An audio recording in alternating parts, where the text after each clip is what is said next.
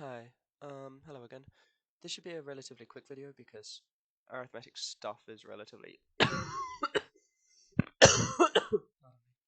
sorry, is in my experience pretty quick because there's not actually that much you need to cover. So an arithmetic series is very simple. It's literally just a number plus a number, and then the next term is you add the same number, etc. So here you can see that I'm adding 2 every time.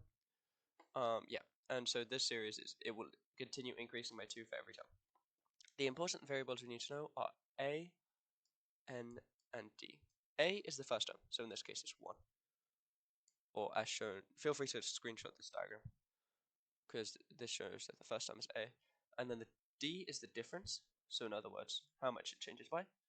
3 or 2 here, so we'll use this one here. So A equals 2, D equals 3, and then N is which term we're looking for. Now an important thing to note is that the two main things you'll be asked for arithmetic stuff is you'll occasionally be asked for this, and often for this. What UN is it's the nth term. What it means is that, let's say I've got U of 4, I'm looking for the fourth term, which is this, which is 11. So therefore, n equals 4, so we want the fourth term. And then S of n is the sum of all the terms up to n. So if we say S of 4, we're looking for 2 plus 5 plus 8 plus 11. But obviously, we don't want to have to do this manually, because let's say we only knew A and D.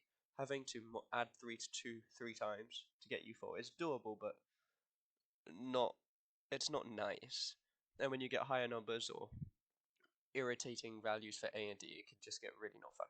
So instead we have formula here, where this is A plus brackets, n minus 1, close brackets D, or using these values, we'll say that we're doing U4. U4 equals 2 plus 4 minus 1